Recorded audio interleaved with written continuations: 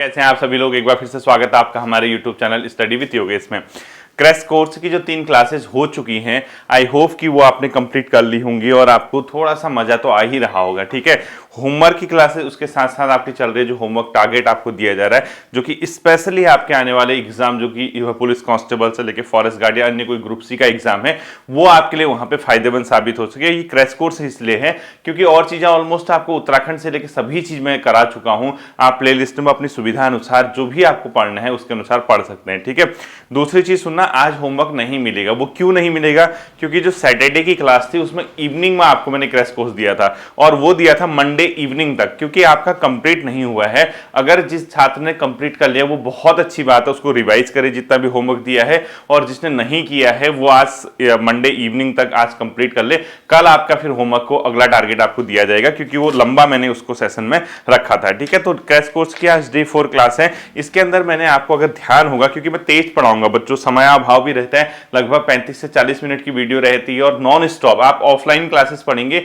इतना non stop classes कोई नहीं पढ़ाने वाला आपको। अगर आप नॉन स्टॉप बिना बात किए पढ़ाओगे तो ये मतलब, अगर आप ऑफलाइन क्लास में जाओगे तो ये कम से कम 1.5 घंटे की क्लास रहेगी। ठीक है, यहाँ पे तो नॉन स्टॉप बोलना है। अब देखिए, जो मैंने आपको इन्फ्लेशन पढ़ाया था, मैंने आपको बताया था उसके अंदर कोर इन्फ्लेशन क्या है, यानी कोर मुद्रास्फीति क्या है, हेडलाइन मुद्रास्फीति क्या है, मुद्रास्फीति किसको कहते हैं, भारत में मुद्रास्फीति का मापन किस तरीके से किया जाता है, होलसेल प्राइस इंडेक्स में कितनी वस्तुएं हैं, कंज्यूमर प्राइस इंडेक्स में क्या है, ये सब चीजें बताई थी। इससे आगे हम लोग आज देखेंगे, मोस्ट इंपोर्टेंट कर देना बच्चों, जो डिमांड पुल इन्फ्लेशन है उसका कारण क्या है। भारत में मैंने 2 इन्फ्लेशन बताई थी आपको।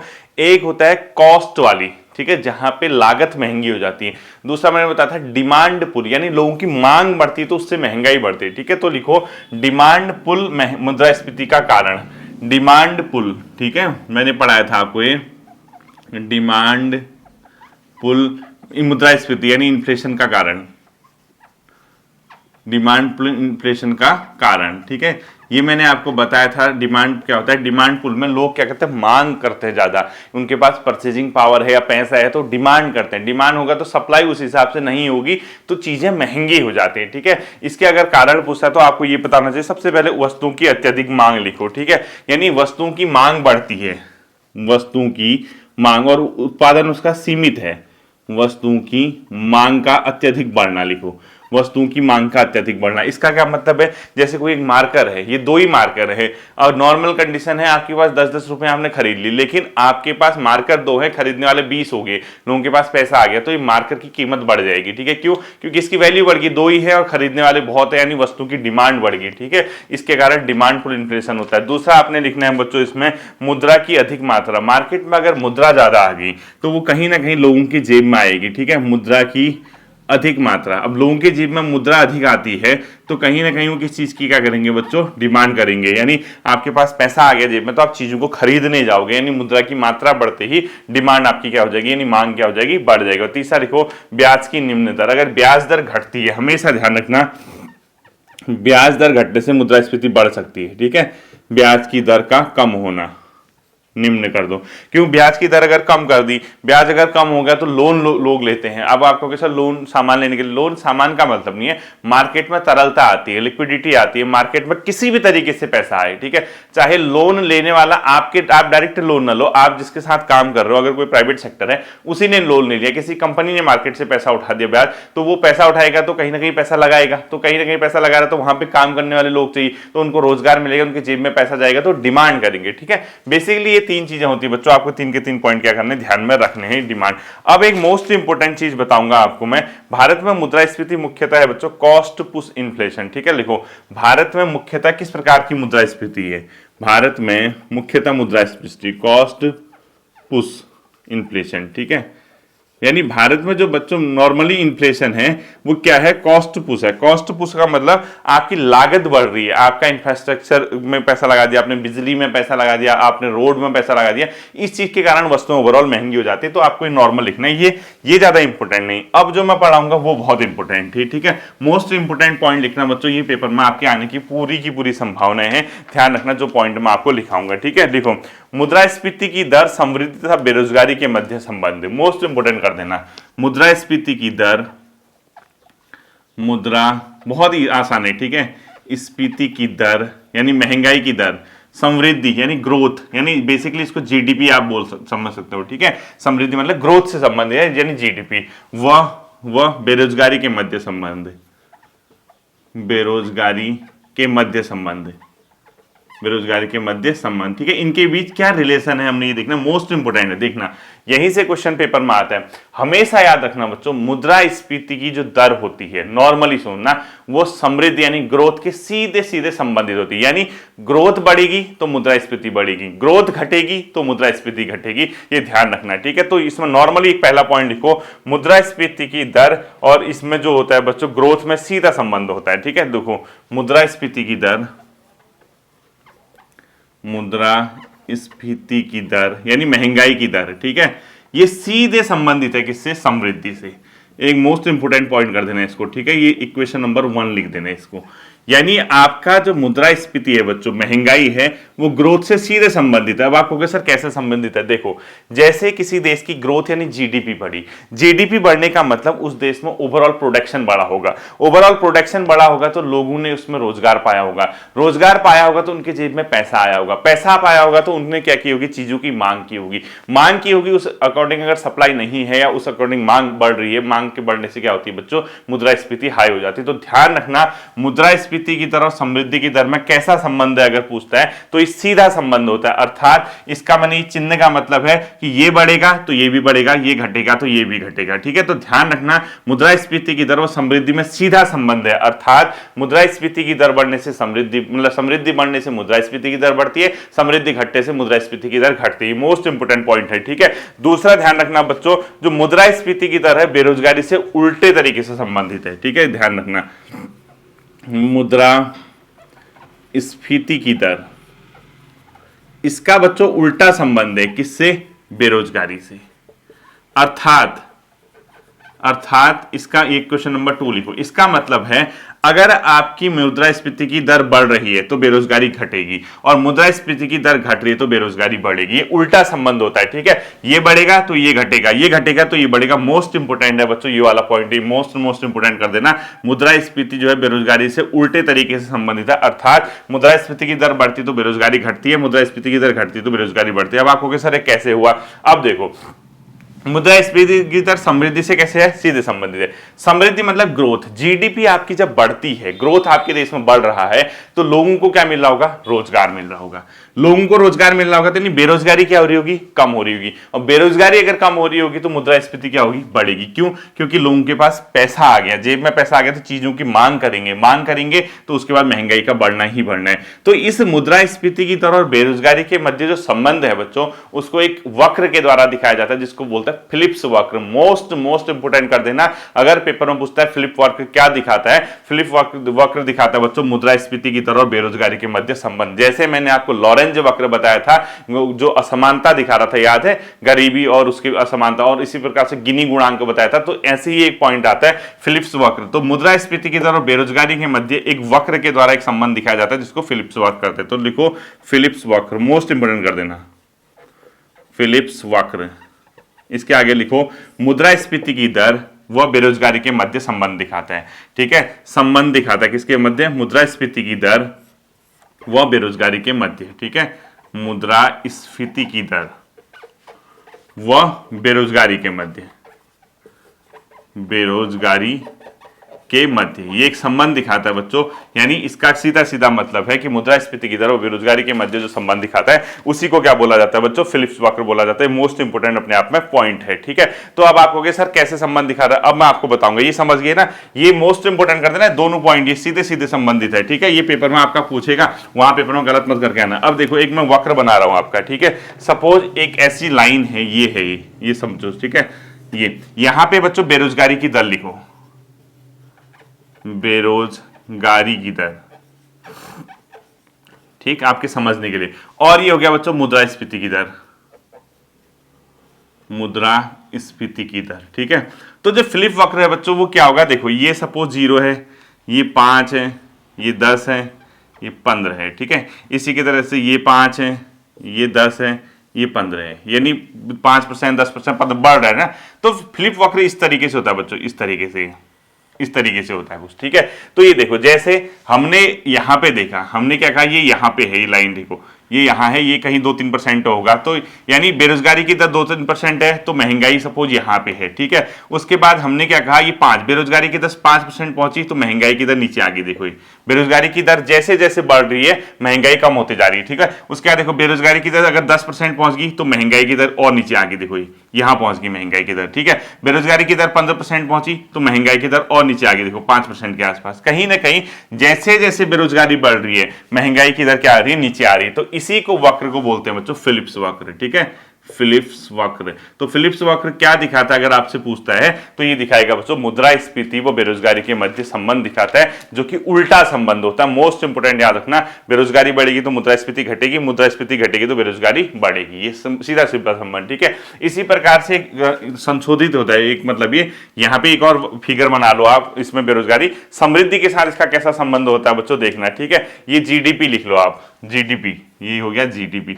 सपोज जीडीपी पे इस पॉइंट पे 1000 थी, यहाँ जीडीपी 2000 होगी, ठीक है। और ये मुद्रास्फीति की दर इसी तरीके से जो ऊपर गई है बच्चों वो समझ लो 5% 10% ऐसे, ठीक है। यहाँ सपोज 5 थी, यहाँ 10%, ये 15%, ठीक है। ये क्या है, मुद्रास्फीति की दर लिखो, मुद्रास्फीति की दर। तो जीडीपी के साथ मैंने कैसा संबंध बताया बच्चों, सीधा संबंध बताया, ठीक है। तो उस समय ऐसा फिगर बनता है, इस टाइप से फिगर बनता है, ठीक है। देखो सपोज जीडीपी कितनी, ये सपोज ये मुद्रास्फीति की दर 5 है तो जीडीपी कितनी होगी, 1000 होगी। मुद्रास्फीति की दर 10 है तो जीडीपी कितनी होगी, 2000। देखो जैसे जैसे जीडीपी बढ़ रही है मुद्रास्फीति भी बढ़ रही है। मुद्रास्फीति 15% होगी तो जीडीपी यहाँ कहीं आगे बढ़ गई, 3000 हो जाता है, ठीक है। ये तो आपको पेपर में क्या ध्यान रखना है कि फिलिप वक्र किसके मध्य संबंध दिखाता है और मुद्रास्फीति और बेरोजगारी के बीच कैसा संबंध होता है, मुद्रास्फीति और अपने आप में ग्रोथ के बीच कैसा संबंध होता है, और इसको किस वक्र के द्वारा दिखाया जाता है। ये पेपर में आपका क्वेश्चन गलत नहीं होना चाहिए। बहुत ज्यादा एक्सप्लेन नहीं करूंगा क्योंकि समयाभाव है और आपके लेवल में, आपके मानसिक स्तर से भी समझने में कहीं कहीं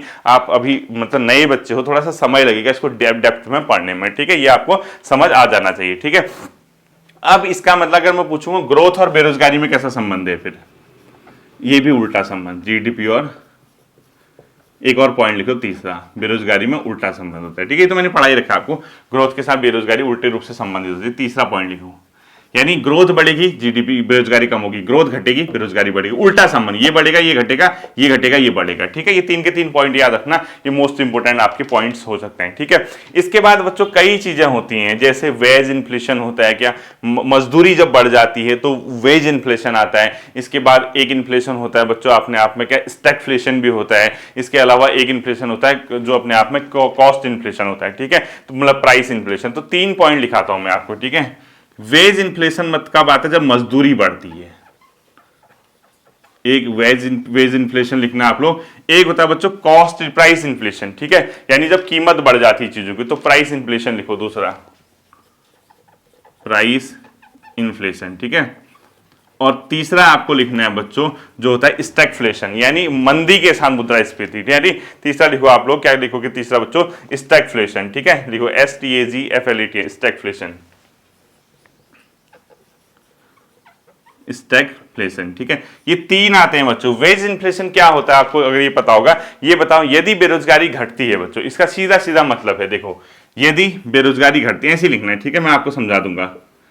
यदि बेरोजगारी कम होती है, बेरोजगारी कम हो रही है, तो बेरोजगारी कम हो रही तो समृद्धि क्या हुई होगी, पक्का बड़ी होगी, यानी किसी न किसी देश में क्या होगी बच्चों, ग्रोथ बड़ी होगी, यानी समृद्धि बड़ी होगी। तो मजदूर क्या करते हैं बच्चों, उनकी डिमांड बढ़ जाती है। तो देखो ये कम, इसका मतलब समृद्धि क्या है, बड़ी हुई है, समझ रहे हो ना आप। बेरोजगारी कम हुई है तो समृद्धि क्या हुई होगी, बड़ी होगी। जैसे ही समृद्धि ग्रोथ बड़ी होगी, जो मजदूर होते हैं बच्चों उनकी मजदूरी बढ़ जाती है, वो डिमांड करते हैं ज्यादा पैसे की, ठीक है। तो यानी मजदूरों की मांग बढ़ जाती है। तो अगला पॉइंट लिखो, मजदूरों की मांग क्या हो जाएगी, बढ़ जाएगी, और उनकी मजदूरी भी बढ़ जाएगी, क्योंकि आपके देश में समृद्धि हो रही है तो मजदूर क्या करेंगे, आपको ज्यादा चाहिए होंगे, ठीक है। मजदूरों की मांग क्या हो जाएगी बच्चों, बढ़ जाएगी। देखो यहां दिख रहा नहीं दिख रहा, आप इसके आगे पॉइंट ना, मजदूरों की मांग बढ़ जाएगी। जैसे ही आपने कहा मजदूरों की मांग बढ़ेगी तो उनकी क्या होगी, मजदूरी बढ़ जाएगी, ठीक है। यानी उनकी लेबरी जो होती है, जो चार्ज लेते हैं, मजदूरी बढ़ा देंगे अपनी। अब मजदूरी बढ़ा देंगे तो उनके पास भी क्या आ जाएगा बच्चों, जेब में पैसा आ जाएगा, जिसके कारण क्या होगा बच्चों, मजदूरी जैसी बढ़ेगी, श्रमिकों की उत्पादकता अगर नहीं बढ़ेगी, ठीक है। मजदूरी बढ़ने पे देखो, मजदूरी बढ़ने पे यदि श्रमिकों की उत्पादकता नहीं बढ़ी, उत्पादकता नहीं बढ़ी, तो कौन सा इन्फ्लेशन होगा, वेज इन्फ्लेशन।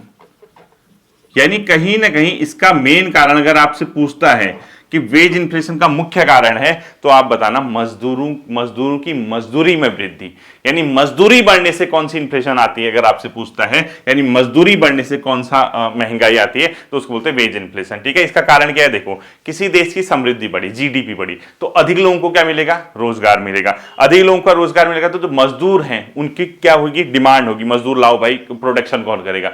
मजदूर लिमिटेड होंगे या ज्यादा होंगे तो मजदूर भी क्या कहेगा, भाई मुझे ज्यादा पैसा दे, ज्यादा पैसा वो मांगेगा, लेकिन उसके कंपैरिजन में प्रोडक्टिविटी यानी उत्पादकता उतनी नहीं हो रही है, प्रोडक्शन उतना नहीं हुआ, प्रोडक्शन नहीं हुआ तो चीजें क्या होगी, शॉर्टेज होगी। तो लेकिन उनके पास पैसा तो आ गया जेब में, तो उन्होंने डिमांड की तो चीजें महंगी होगी, यानी इसका मतलब वेज इन्फ्लेशन। तो इसका मुख्य कारण पूछेगा आपसे तो सीधे सीधे बताना मजदूरों की मजदूरी में वृद्धि। तो दूसरा होता है बच्चों प्राइस इन्फ्लेशन। इसके अंदर क्या हो जाता है बच्चों, श्रमिकों की उत्पादकता नहीं बढ़ती है, यानी श्रमिकों की उत्पादकता नहीं बढ़ती, तो इसके जस्ट कारण क्या हो जाएगा, प्राइस इन्फ्लेशन हो जाएगा। ठीक है, देखो यहां पे आपने वेज इन्फ्लेशन का कारण क्या बताया, मजदूरों की मांग में वृद्धि। ठीक है, इसका कारण लिखो, मजदूरों की मांग में वृद्धि, मजदूरों की मांग में वृद्धि। और प्राइस इन्फ्लेशन क्या होगा, जैसे ही ये मजदूरों ने अपनी उत्पादकता नहीं बढ़ाई तो कीमत बढ़ जाएगी। ठीक है, लिखो प्राइस इन्फ्लेशन क्या होगा, मजदूरों द्वारा,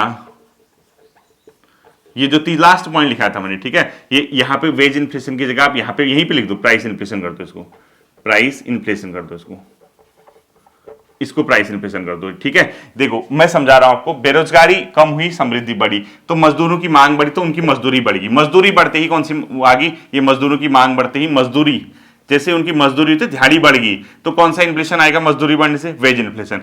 मजदूरी तो बढ़ गई लेकिन उन लोगों ने अपनी उत्पादकता नहीं बढ़ाई, ज्यादा प्रोडक्शन नहीं किया, तो उत्पादकता न बढ़ने से कौन सी इन्फ्लेशन आएगी, प्राइस इन्फ्लेशन। तो इसका कारण क्या लगो, उत्पादकता न बढ़ने से।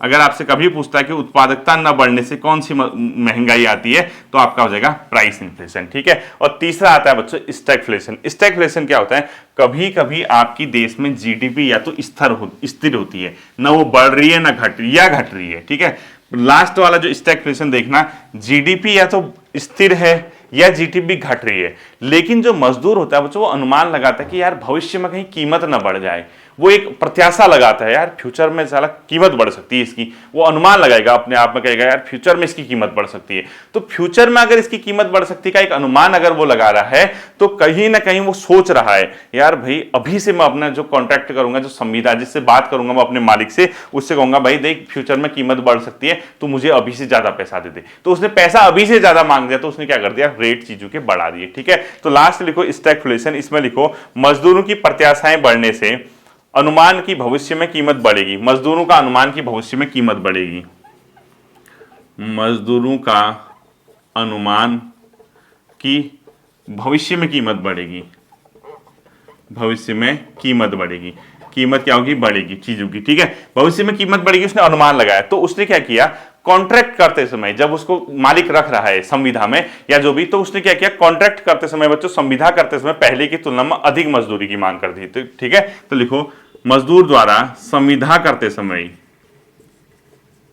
पहले से अधिक मजदूरी की मांग, पहले से अधिक मजदूरी की मांग। ठीक है, पहले से क्या कर दी बच्चों, उसने अधिक मजदूरी की मांग कर दी। यानी स्टैगफ्लेशन में क्या होगा, जीडीपी जो होगी स्थिर होगी, ठीक है, बढ़ भी नहीं रही या कम होगी, या कम, तो मजदूरों का अनुमान की भविष्य में कीमत बढ़ सकती है। तो संविदा करते समय पहले से अधिक मजदूरी की वो क्या करेंगे, मांग करेंगे। पहले से अधिक मजदूरी की अगर उसने मांग कर दी, तो इसके कारण जो बच्चों इन्फ्लेशन आएगा उसको बोलते हैं स्टैगफ्लेशन। इसे स्टैगफ्लेशन बोला जाता है। इसके कई कारण हो सकते हैं बच्चों, जैसे अंतर्राष्ट्रीय स्तर पर तेल की कीमत है, या अपने आप में जो मानसून है, मानसून का कमजोर होना, ये बहुत से कारण है, या सरकार द्वारा अपने आप में मुद्रास्फीति को कंट्रोल न कर पाना, इस प्रकार के कारण हो सकते हैं स्टैगफ्लेशन के। ठीक है, तो स्टैगफ्लेशन के कारण लिख लो, अंतर्राष्ट्रीय स्तर पर तेल की कीमतों में परिवर्तन, अंतर्राष्ट्रीय स्तर पर तेल की कीमतों में परिवर्तन। दूसरा, मानसून का कमजोर हो जाना, मानसून का कमजोर हो जाना। तीसरा, सरकार द्वारा मुद्रास्फीति को नियंत्रित न कर पाना। ठीक है, इस प्रकार के अनुमान लगाते हो। स्टैगफ्लेशन इंपोर्टेंट नहीं है जो जितना कि फिलिप्स वक्र है। ठीक है, ये मैंने आपको बता दिया। लास्ट पॉइंट लिखना है बच्चों आपको, भारत में मुद्रास्फीति से लाभ किसको होता है, यही पेपर में आएगा आपका। मुद्रास्फीति का लाभ किसको होगा, मुद्रास्फीति महंगाई से आखिर लाभ किसको होता है, फायदा किसको होता है। एक तो होता है बच्चों व्यापारी या उद्योगपति को, अगर वो नियोक्ता के रूप में है। कैसे, देखो व्यापारी वह उद्योगपति को नियोक्ता के रूप में, ठीक है, अगर वो किसी को नियोक्ता मतलब नियुक्त कर रहा है, नियोक्ता के रूप में, ठीक है, अगर वो किसी को नियुक्त कर रहा है तो व्यापारी या उद्योगपति है उसको फायदा होगा। क्यों? क्योंकि उसने अपना नियुक्ति कर रहा है, एक मजदूर रखा उसने कहा चल भाई तेरे को 1000 रुपया पर डे दूंगा, ठीक है, लेकिन भविष्य में उसकी कीमतें बढ़ गई। अब उसने तो पहले कॉन्ट्रैक्ट कर दिया संविधान में उसको 1000 मिलेगा, तो उसको तो आज भी 1000 देना पड़ रहा, लेकिन कीमतें तो बहुत ऊपर चलेगी। नॉर्मल सोचो, अगर मैं आज आपको कॉन्ट्रैक्ट करूं कि भाई तेरे को चल 200 रुपए में जो है या 400 रुपए में 500 रुपए में अपने साथ में काम पे रखता हूं, एक एग्जाम्पल देख रहा हूं, लेकिन आज से 3 साल के लिए कॉन्ट्रैक्ट कर दिया, आप 3 साल के लिए फिक्स हो गए 500 रुपए पर डे, तो लेकिन वो 3 साल में 500 रुपए की कीमत तो कुछ रही ही नहीं, तो मुद्रास्फीति को फायदा किसको? मैं तो कहूंगा कोई बात नहीं भाई, पहले तो था इसकी कीमत, आप 500 रुपए कौन सी बड़ी बात है, ठीक है। तो नियोक्ता व्यापारी या उद्योगपति को नियोक्ता के रूप में हमेशा मुद्रास्फीति का फायदा होता है, ध्यान रखना। दूसरा लिखो उसमें देनदार अथवा ऋणकर्ता, यानी जो देता है, जैसे आज आपने किसी को दिया, देनदार अथवा ऋणकर्ता,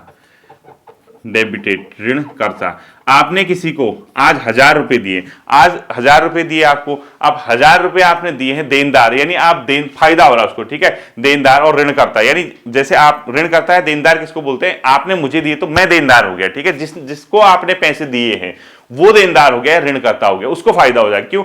आज आपने किसी को, अपने रिश्तेदार को 1000 रुपए दिए, आज से 10 साल बाद मुद्रास्फीति कहां पहुंच जाएगी, उसने रिटर्न नहीं किए, अब 1000 की वैल्यू खुद सोचो। आज आपने आसपास ही एग्जाम्पल ले लो, किसी को आपने पैसे दिए होंगे आज से 5-7 साल पहले, आप उसने रिटर्न नहीं किए, अब देखो 5-7 साल पहले अगर आपने उसको 500 रुपए देंगे और आज की कीमत 500 रुपए की देखो, तब की 500 रुपए की कीमत देखो, तो मुद्रास्फीति से किसको फायदा हो गया? उसी आदमी को जिसको आपने पैसे दिए, वो तो अगर रिटर्न करना होगा तो आपको 500 रुपए आज इजीली दे देगा अगर उसके पास होंगे तो ना, तो फायदा उसको होता है जो ऋण करता है, देनदार है, जिसको देने हैं वापस, जिसको रिटर्न करने हैं, उसको फायदा हो जाता है महंगाई से, ठीक है। तीसरा लिखो बच्चों बॉन्ड इश्यूअर, जो बॉन्ड करते हैं, ठीक है, बॉन्ड इश्यू करने वाले, यानी बॉन्ड इश्यू करते हैं, जैसे बॉन्ड होता है ना, मैंने कहा कि ले भाई बॉन्ड इश्यू कर रहा हूं 10 रुपए का 5 साल के लिए, अभी 10 रुपए का बॉन्ड मैंने आपके लिए इश्यू किया और 5 साल बाद 10 रुपए की कीमत आप जानते ही हो कितनी रहेगी, तो मुद्रास्फीति का फायदा किसको हो जाएगा? इन लोगों को हो जाएगा, ठीक है। लिखो मुद्रास्फीति का नुकसान, यही पेपर में आता भी है, ठीक है, मुद्रास्फीति का नुकसान। पहला नुकसान होता है बच्चों स्थिर आय वाले लोग, जिनकी इनकम फिक्स है, जैसे गरीब मध्यम वर्ग, ठीक है, स्थिर आय जिसकी अलग इनकम नहीं है, उनको नुकसान हो जाता है मुद्रास्फीति का, ठीक है, ये पेपर में पूछे जाते हैं क्वेश्चन। दूसरा बच्चों जो ये अपने आप में लेनदार होता है, जिसको लेना है पैसा, जिसने उधार दिया था, लेनदार, जैसे आपने किसी को उधार दिया था, महंगाई होगी तो आपको नुकसान हो जाएगा, लेनदार, ठीक है। तीसरा लिखो आपको बचत करता, जो सेविंग करते हैं, उन्हें सेव कर दिया बैंक में, आज से 10 साल पहले 10,000 रुपए रखे थे, अब 10 साल बाद वो बचत करता की स्थिति, महंगाई इतनी पहुंच गई कि बचत का कोई फायदा ही नहीं हुआ, ठीक है। और लास्ट होता है बच्चों बॉन्ड होल्डर, जो बॉन्ड होल्ड करता है अपने पास, बॉन्ड होल्डर लिखो, बॉन्ड होल्डर्स, ठीक है, ये जो है बच्चों बॉन्ड होल्डर्स जो है, ये अपने आप में इसको क्या हो जाता है? नुकसान हो जाएगा। और इकोनॉमी के टॉपिक का, ये वाले टॉपिक का अंतिम क्वेश्चन लिखो, उर्जित पटेल समिति ने मुद्रास्फीति का लक्ष्य कितना रखा? उर्जित पटेल समिति ने मुद्रास्फीति का लक्ष्य कितना रखा? उर्जित पटेल समिति थे बच्चों, उसने मुद्रास्फीति का लक्ष्य रखा 4 ± 2%। ये उर्जित पटेल समिति बनाई गई थी, उसने कहा कि महंगाई जो होती है बच्चों, इसे ऊपर नहीं होनी चाहिए, या अधिकतम 4% या उसके 2%, नहीं 4 या 2%, 4% से 2 बढ़नी चाहिए या 2 से ऊपर नहीं बढ़नी चाहिए, यानी 4 से 6 तक चल जाएगा, और घटनी चाहिए तो 4 से 2 तक ही रहना, क्योंकि मुद्रास्फीति अगर आप 0 कर देते हो पॉसिबल ही नहीं है, ग्रोथ ही नहीं होगी। अभी बताया ना संबंध, आपने कहा महंगाई 0 हो जानी चाहिए, कैसे होगी 0? इसका मतलब आपके देश में ग्रोथ ही नहीं है, ग्रोथ नहीं है तो 0 होगी महंगाई, और दूसरा रोजगार ही नहीं होगा लोगों के पास, सारे बेरोजगार रास्ते में आ जाएंगे, ठीक है। तो मुद्रास्फीति को 0 करना संभव नहीं होता है बच्चों, क्योंकि मुद्रास्फीति सीधे सीधे ग्रोथ से और बेरोजगारी से जुड़ी होती है, ध्यान रखना है, ठीक है। तो ये था आपका मुद्रास्फीति वाला टॉपिक। इसके बाद अब परेशान मत होना सर ने क्या पढ़ा दिया, अब आपको देखो सिर्फ क्या रखना है, फिलिप्स वक्र किसके बीच संबंध दिखाता है? 1, मुद्रास्फीति और बेरोजगारी के बीच सीधा संबंध होता है, उल्टा 2, ग्रोथ और मुद्रास्फीति के बीच कैसा संबंध होता है? 3, और वेज इन्फ्लेशन कब होता है ये बताया मैंने आपको, जब मजदूरी बढ़ती है, और प्राइस इन्फ्लेशन कब होता है? मजदूरी बढ़ने के कारण लेकिन उत्पादकता नहीं बढ़ती, और स्टैगफ्लेशन क्या होता है? जीडीपी तो स्थिर रहती है, जीडीपी बिल्कुल प्रभावित है, लेकिन मजदूरों की प्रत्याशा बढ़ती है कि भविष्य में क्या करते हैं कि कीमत बढ़ सकती है। वो कॉन्ट्रैक्ट करते समय क्या करते हैं, पहले ही डिसाइड कर लेते हैं कि मुझे ज्यादा पैसा दो, ज्यादा पैसा दो, तो उनके पास ज्यादा पैसा आ गया तो चीजें महंगी होनी नहीं होनी है, ठीक है। इसके अलावा आपको ये ध्यान रखना कि मुद्रास्फीति का फायदा किसको होता है, नुकसान किसको होता है, वो पॉइंट याद रखना। इसके साथ साथ ही जो उर्जित पटेल कमेटी है उसने कितना लक्ष्य रखा गया है मुद्रास्फीति को, 4 से 2% अधिक, 4 से 4 ±2%, ठीक है, या 4 से अधिकतम 6, अधिकतम न्यूनतम 2, इतने तक मुद्रास्फीति को रखने का टारगेट है। ये आपका कंप्लीट हो गया। हिंदी में टॉपिक लिखो बच्चों, सरकारी पत्र, सरकारी पत्र, ठीक है। ज्यादा डेप्थ में नहीं पढ़ाऊंगा, ज्यादा परिभाषाएं वगैरह कुछ लिखाने की जरूरत है नहीं, आपको ये पता होना चाहिए, ठीक है। देखो सरकारी पत्र जो होते हैं बच्चों सरकार के निर्देश से जारी किए जाते हैं, ये पता होना चाहिए। ये पत्र किसके निर्देश से जारी किए जाएंगे, सरकार के निर्देश से। लिखो सरकारी पत्र सरकार के निर्देश या निर्देश पर जारी होते हैं। सरकारी पत्र सरकार के निर्देश पर जारी होते हैं, ठीक है। किसके निर्देश पर होंगे, सरकार के निर्देश या निर्देश पर, ठीक है, जारी होते हैं। सरकारी पत्र किसके निर्देश पर जारी होते हैं, सरकार की निर्देश पर जारी होते हैं, ठीक है। तो इसमें लिखो राज्य सरकारों संवैधानिक या सांविधिक संस्थाओं जैसे यूपीएससी हो गया या कोई कमीशन वगैरह हो गया, ठीक है, राज्य सरकारों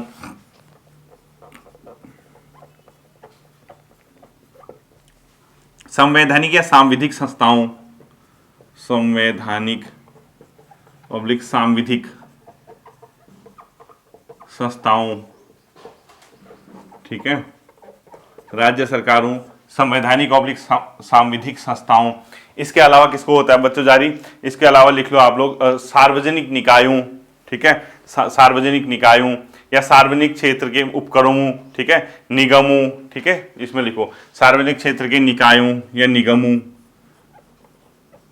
सार्वजनिक क्षेत्र के उपक्रमों, जैसे कंपनी होती है ना सरकारी, जैसे ओएनजीसी वगैरह ये है, ये लिखो निगमों को, सार्वजनिक क्षेत्र को, उपक्रमों को, अथवा सार्वजनिक क्षेत्रों को, सरकारी क्षेत्र, ठीक है, सार्वजनिक क्षेत्रों आदि जगह, आदि में इसका प्रयोग किया जाता है, ठीक है, आदि में इसका प्रयोग किया जाता है। यानी आपने क्या करना है बच्चों, कई जैसे अपने आप में सार्वजनिक क्षेत्र के फील्ड होते हैं, उपक्रम होते हैं, सरकारी कंपनियां होती हैं, निगम होते हैं सरकार के, कोई संस्था होती है, या अधीनस्थ कार्यालय भी लिख लो एक, ठीक है, कोई नीचे के ऑफिस होते हैं, अधीनस्थ कार्यालयों, अधीनस्थ कार्यालयों, ठीक है, यानी अधीनस्थ कार्यालय हो गए, सार्वजनिक क्षेत्र हो गए, इन जगहों पर क्या होते हैं बच्चों बेसिकली ये अपने आप में सरकारी पत्र का प्रयोग किया जाता है, ठीक है। अब आपसे ये नहीं पूछेगा सरकारी पत्र का प्रयोग कहाँ किया जा रहा है, कभी नहीं पूछेगा, जो पेपर में क्वेश्चन आने वाला है वो अब यहाँ से ध्यान रखना है, ठीक है।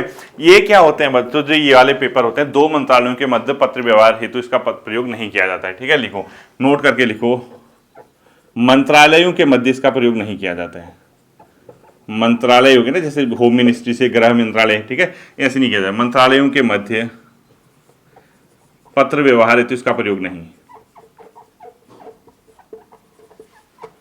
हिंदी का टॉपिक है, ठीक है, प्रयोग नहीं, यानी मंत्रालयों के मध्य इसका प्रयोग नहीं होता है, ध्यान रखना है इसको, ठीक। अब जो पेपर में आ सकता है, इसके अंग क्या क्या होते हैं, यानी ये सरकारी पत्र जो होते हैं बच्चों, इसके कौन कौन से अंग होते हैं, इस पत्र में क्या क्या चीजें होती हैं, वो आपको पता होना चाहिए। एक सीरीज से लिख देता हूं मैं, ठीक है, लिखो सरकारी पत्र के अंग, एक सीरीज से हम लोग इसको कवर कर लेते हैं जो आपके पेपर में आ सकता है, ठीक है। देखो सबसे पहले बच्चों पत्र संख्या होती है इसमें, अगर कभी पूछता है सरकारी पत्र में पत्र संख्या होती है नहीं होती, बोलना बिल्कुल होती है, सर ने पढ़ा रखा है, ठीक है। दूसरा बच्चों ये पत्र संख्या अलावा सरकार, विभाग और मंत्रालय और कार्यालय का नाम होता है। दूसरे में क्या होता है, इसमें ये पाया जाता है सरकार या विभाग या कार्यालय जो भी होगा, ठीक है, या मंत्रालय का नाम होगा, मतलब ये कहां से ये पत्र आ रहा है इस चीज की जानकारी इसमें होती है, ठीक है। सेकंड मतलब ये पॉइंट भी इसमें ध्यान रखना कि इसमें कौन कौन से अंग होते हैं, कौन कौन से नहीं होते, इस तरीके से क्वेश्चन इसमें पूछा जा सकता है, ठीक है। इसके अलावा बच्चों इसमें दिनांक होता है और सेवा में और प्राप्तकर्ता का नाम होता है, ठीक है। इसमें क्या होगा, इस पत्र में दिनांक भी होगा,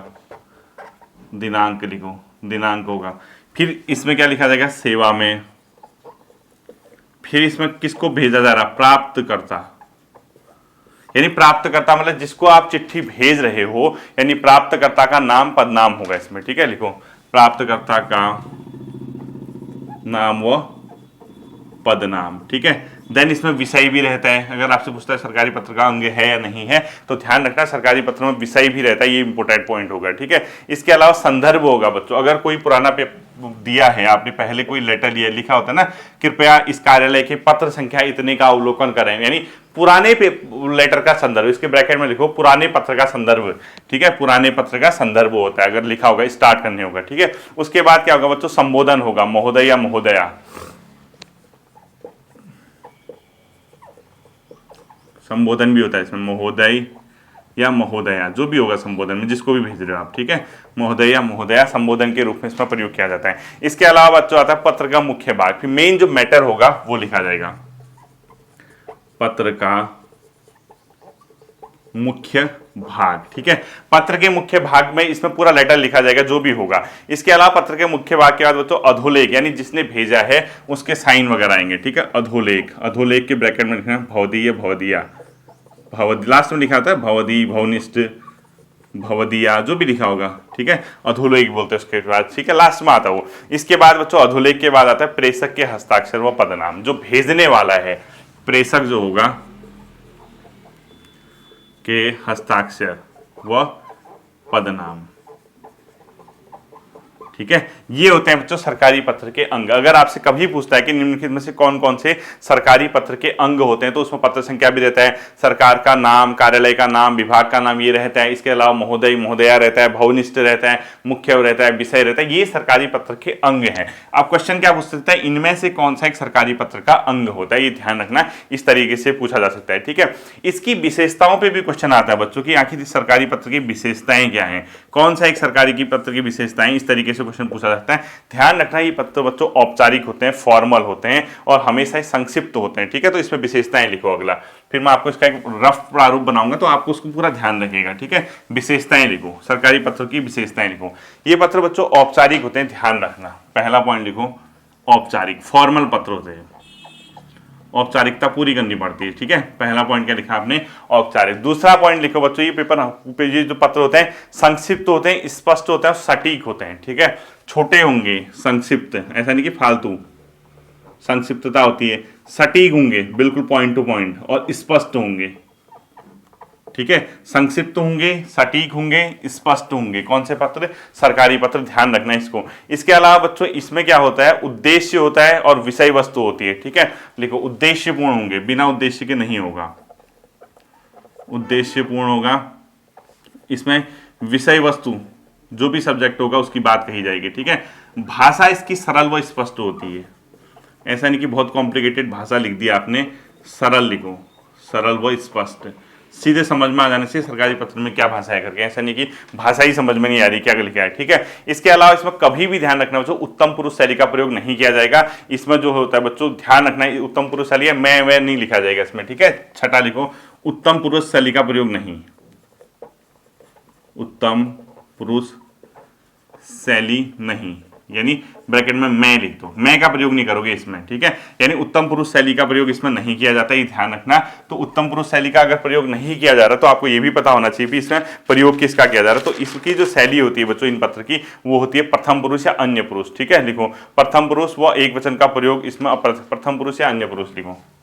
शैली कैसी होती है, प्रथम पुरुष या इसी को अन्य पुरुष, ठीक है, का प्रयोग, प्रथम पुरुष या अन्य पुरुष का इसमें क्या किया जाता है, प्रयोग किया जाता है शैली के रूप में, ध्यान रखना है, ठीक है। और ये प्रथम पुरुष व एक वचन का प्रयोग इसमें अप्रत्यक्ष होता है, ध्यान रखना। ब्रैकेट में लिखो अप्रत्यक्ष रूप से, इनडायरेक्टली, ठीक है, अप्रत्यक्ष रूप से। प्रथम पुरुष व अन्य पुरुष का प्रयोग इसमें, एक वचन का प्रयोग इसमें अप्रत्यक्ष। अब देखो अगर पूछता है आपसे सरकारी पत्र के कौन कौन से अंग हैं या सरकारी पत्र की क्या क्या विशेषताएं हैं, क्या आपको लग रहा है कि आप इसको सही कर पाओगे? बिल्कुल लगना चाहिए, बोलो कि सर बिल्कुल सही करेंगे। बोलना औपचारिक होते हैं पत्र, प्रथम पुरुष या अन्य पुरुष का प्रयोग किया जाता है, भाषा सरल स्पष्ट होती है, विषय वस्तु उत्तम पुरुष है, ठीक है। अब देखो ये कभी कभी क्या पूछता है, एक प्रारूप आपको ध्यान रखना है, सरकारी पत्र का प्रारूप याद रखना। उसमें ये पूछेगा कि दिनांक कहाँ पे लिखे जाते हैं, दाएं साइड बाएं साइड, इस टाइप का, ठीक है। प्रारूप लिखो, हेडिंग में सरकारी पत्र का प्रारूप लिखो। सबसे ऊपर आएगा बच्चों कार्यालय का नाम वगैरह, ठीक है, इधर जो भी होगा कार्यालय का नाम, ठीक है, कार्यालय का नाम पदनाम जो भी है। सबसे पहले जब आप लिखना शुरू करोगे बच्चों, सबसे पहले प्रेषक, प्रेषक आता है इस साइड, प्रेषक मतलब जो भेजने वाला है। प्रेषक के बारे में डिटेल रहेगी सबसे टॉप में लेफ्ट साइड, ठीक है। प्रेषक के बारे में आपने प्रेषक लिखा, इसका नाम जो भी है, पदनाम जो भी है, कहां से ये पत्र भेज रहा है, ठीक है, ये आएगा। उसके बाद जो प्रेषक के बाद आएगा बच्चों प्रेषित, किसको आप भेज रहे हो, यानी सेवा में जिसको आप पत्र भेज रहे होगे, ठीक है। उसके बाद क्या आएगा, सेवा में, इसके बारे में आएगा ये इस तरीके से, ठीक है। प्रेषक लिखा आपने, सेवा में लिखा रफ। उसके बाद बच्चों कई बार अनुभाग का नाम आ जाता है, किस अनुभाग या किस कार्यालय से निकल रहा है, ठीक है। अनुभाग या कार्यालय का नाम लिखो यहाँ पे, अनुभाग या कार्यालय का नाम, यहां पे लिखेंगे इस कोने पे, और इसके ठीक यहां पे स्थानीय दिनांक आएगा, स्थानीय दिनांक। और यहां पे आप इधर लिखोगे ना, यहां पत्रांक आ जाएगा, ठीक है, पत्रांक। पत्रांक के टॉप में राइट साइड आता है, स्थान दिनांक के बीच में राइट साइड आता है, ठीक है, इस तरीके से। उसके बाद आप क्या करोगे बच्चों, सीधे विषय लिख दोगे उसका, ठीक है, यहाँ पत्रांक आएगा इधर पे। यहां से आप क्या करोगे सेवा, यहाँ पे आपका सब्जेक्ट आएगा, किस विषय पे पत्र लिखा जा रहा है, ठीक है, ये विषय आ गया, रफली समझा रहा हूं। उसके बाद इसका मुख्य विषय आ जाएगा, महोदय या महोदया करके आप पूरा चीज उसमें लिख दोगे, ठीक है। अब इसमें मुख्य पार्ट आ जाएगा, यहां से आपने लिखा, यहां से लिखा, यहां से मुख्य विषय, ये जो पत्र का मुख्य भाग है इधर आ जाएगा, ठीक है। यहां पे लिखो पत्र का मुख्य भाग, जो भी मैटर होगा वो आप लिख लोगे यहाँ, ठीक है। मैं आपको बता नहीं रहा हूँ, ये मुख्य भाग आपने यहाँ से लिखा लिखा लिखा लिखा, फाइनली यहाँ पे कर दिया, जो भी मेन लेटर होगा। और उसके बाद लास्ट में आप क्या करोगे बच्चों, भवदेयी करोगे, जिसने भेजा है इधर लिखो, दिख रहा नहीं दिख रहा पता नहीं यहाँ पे। अब आपको देखो जैसे एंड होगा भवदेयी इधर पे लिखोगे, लेफ्ट में, राइट में, सॉरी लास्ट में, ठीक है। भवदेयी में क्या आता है बच्चों, नीचे उसके हस्ताक्षर, नाम और पदनाम, यानी जो भेजने वाला है, भवदेयी के हस्ताक्षर आएंगे, ब्रैकेट में नाम आएगा और उसके नीचे पदनाम आएगा, ठीक है। आपको जगह नहीं दिख रही होगी, लास्ट में जहां भवदेयी लिखा है ऐसे लिखना, भवदेयी कॉमा, उसके नीचे हस्ताक्षर आएंगे, उसके ब्रैकेट में उसका नाम आएगा भेजने वाले का, उसके बाद पदनाम आएगा, ठीक है, ऐसे लिखना, वहां दिखेगा नहीं आपको। जैसे ही आपने पदनाम लिखा, उसके ठीक इस साइड पे आना है, इस साइड पे। अगर प्रतिलिपि होगी तो भेजते, नहीं तो होगी, ठीक है। आपका इतना ही है सरकारी पत्र में, आपको ये पता। अब यहां से आपसे ड्राफ्ट से क्या पूछेगा, आपसे पूछेगा पत्रांक कहाँ पे लिखा जाता है, बोल देना टॉप साइड में राइट पे। प्रेषक का नाम कहाँ पे होता है, जो भेजने वाला है, लेफ्ट में राइट पे। सेवा में इधर लिखा जाएगा, अनुभाग कार्यालय का नाम यहाँ, स्थानीय दिनांक यहाँ लिखा जाएगा। ये पूछता है कहाँ पे क्या लिखा जाएगा, भवदेयी कहाँ लिखा जाएगा, लास्ट में बॉटम में राइट साइड, ठीक है। इस तरीके से जो मेन मैंने आपको बता दिया, ये हो गया सरकारी पत्र, इतना ही आपको देखना है, ठीक है। इसके अलावा बच्चों अर्ध सरकारी पत्र होता है, वो भी आप लोग हेडिंग डाल लीजिए, अर्ध सरकारी पत्र, ठीक है। छोटा सा इसको भी देख लेते हैं, इसमें क्या क्या होता है। देखो अर्ध सरकारी पत्र लिखो, अर्ध सरकारी, ठीक है, अर्ध सरकारी पत्र। दूसरा क्या आता है आपका इसमें, अर्ध सरकारी पत्र आता है, ठीक है। ये क्या होते हैं बच्चों, अर्ध सरकारी पत्र बेसिकली व्यक्तिगत रूप से भेजे जाते हैं, इसको ध्यान रखना। अब क्योंकि अर्ध सरकारी पत्र के बारे में अगर मैं आपको यहाँ पे पढ़ाऊंगा तो बहुत लेंदी क्लास हो जाएगी, लंबी क्लास हो जाएगी। तो हम लोग कल क्या करेंगे, अर्ध सरकारी पत्र और परिपत्र दो चीजें कंप्लीट कर लेंगे। किसमें, ये जो आपका ये वाला पोर्शन है, हिंदी वाला पोर्शन, कल ही आपको होमवर्क भी मिलेगा। इकोनॉमी का इन्फ्लेशन के बाद अब आगे जो सिलेबस में टॉपिक है उसको कवर करेंगे, ठीक है। थोड़ा सा वेट करना, रीजनिंग कंप्यूटर जो प्रॉब्लम हो रही है क्रैश कोर्स में, धीरे धीरे अब जब आगे बढ़ोगे एक एक सेक्शन करके, तब हम वो चीजें कवर करने जा रहे हैं, ठीक है। फिर मिलते हैं अगले सेशन पर, अपना ध्यान रखिएगा, थैंक यू।